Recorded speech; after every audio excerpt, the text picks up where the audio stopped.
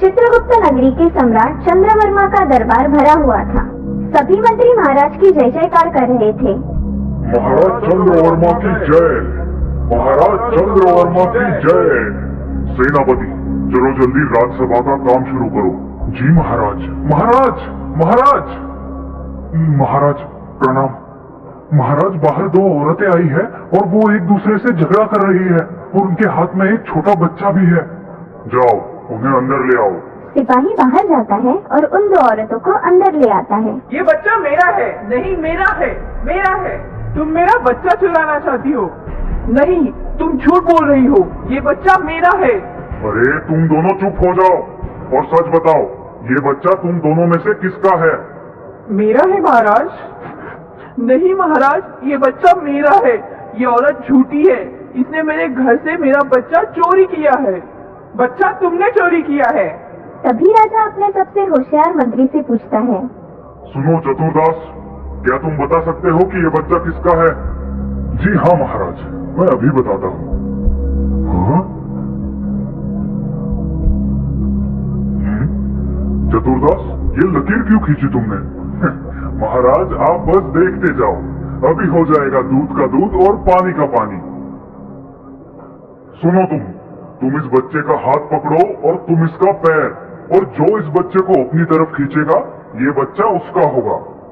दोनों औरतें बच्चे को जोर जोर से अपने ओर खींचने लगी। ये बच्चा मेरा है। ये बच्चा मेरा है। छोड़ो, ये बच्चा मेरा है। बच्चा रोने लगा। तभी एक औरत बच्चे को छोड़ देती है और दूसरी औरत बच्चे को अपनी ओर खींच लेती है। हाँ? महाराज, मैं ही उस बच्चे की असली माँ। हाँ, ये बच्चा तुम्हारा है। क्यों चतुर्दास, सही है ना? नहीं महाराज, ये बच्चा इसका नहीं है। ये बच्चा इस रोने वाली औरत का है। ये कैसे चतुर्दास? महाराज, जिसे अपने बच्चे का दर्द महसूस हुआ, वही उसकी असली माँ है। महाराज उस बच्चे को उसकी असली माँ के पास दे देते हैं और उस धोखेबाज औरत को कारावास में डाल देते हैं। एक गांव में गोलू नाम का एक लड़का रहता था। वो अपनी माँ से कभी भी ठीक से बात नहीं करता, हमेशा ऐसे डांटता और कड़वी बातें करता। गोलू की माँ का आधा चेहरा आग से जला हुआ था और उससे पड़े छालों की वजह से उसका चेहरा बड़ा ही भयानक दिखाई देता। गोलू इस बात को लेकर हमेशा दुखी रहता कि उसकी माँ खूबसूरत क्यों नहीं है। एक दिन गोलू अपने दोस्तों के साथ खेल रहा होता है। अरे बच्चों, चलो, बहुत खेल लिए। चलो चलो, घर जाओ अब। थोड़ी देर और खेल के हम चले जाएंगे मौसी। गोलू, क्या तुम्हारी माँ तुम्हें डांटती नहीं है जो तुम इतना खेलते हो? हाँ? नहीं मौसी, मेरी माँ तो इधर नहीं है। मैं बस अपने पिताजी के साथ रहता हूँ। अच्छा, इसीलिए तुम इतनी देर से बाहर खेल रहे हो। इतने में वहाँ पे गोलू की माँ आ जाती है। माँ को देख गोलू भागकर एक पेड़ के पीछे छुप जाता है। अरे गोलू, कहाँ चले गए? हाँ, आप कौन हो? मैं गोलू की माँ हूँ। क्या तुमने उसे देखा है? हाँ, गोलू की माँ?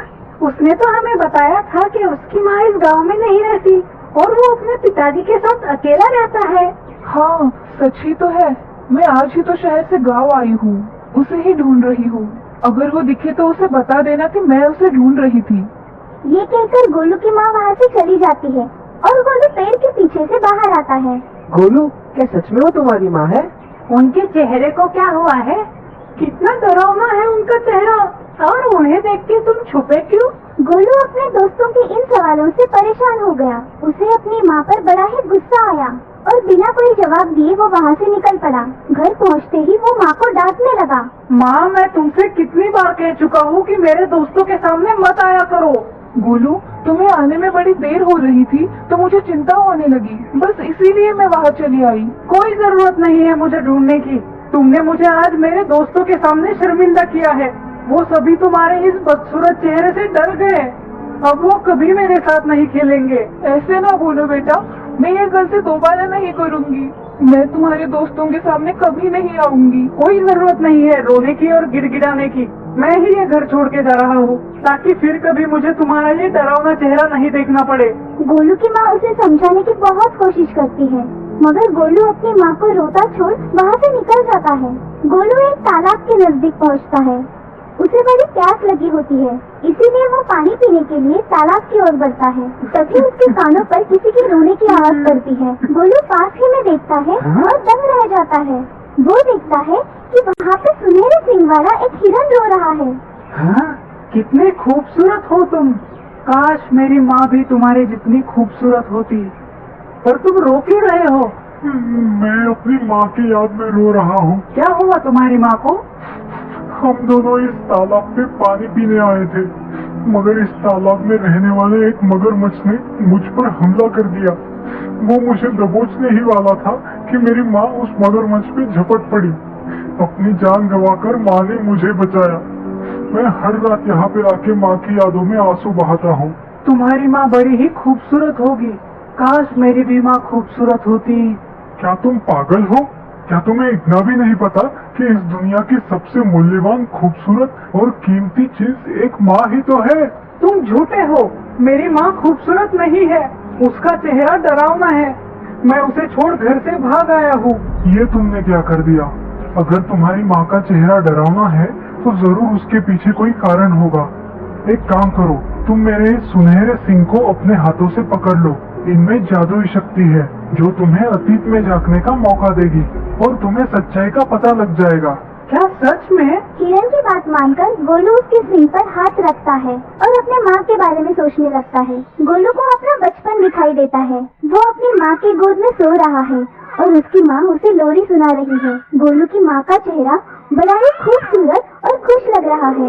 अचानक घर के बाहर जोर की हवा चलने लगती है। तेज हवा के चलते एक छोटा हादसा होता है और घर में आग लग जाती है। देखते देखते आग पूरे घर में फैल जाती है। जिस छत के नीचे छोटा गोलू सो रहा है, वो छत भी आग के रफ्तों में आ जाती है। छत का जलता हुआ टुकड़ा गोलू पर गिरने लगता है। तभी अचानक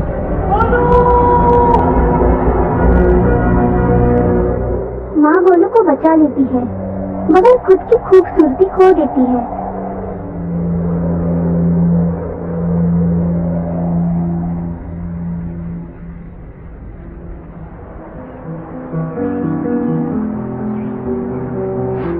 मैं गधा हूँ, बेवकूफ हूँ।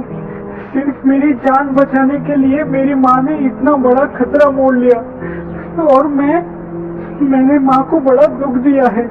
भगवान मुझे कभी माफ नहीं करेगा। अब बस रोते ही रहोगे या फिर अपने माँ के पास भी जाओगे? अभी भी देर नहीं हुई है। लेकिन क्या वो मुझे माफ करेगी? पगले, माँ का दिल तो दरिया से भी बड़ा होता है। वो तुम्हें देखते ही गले लगा लेगी।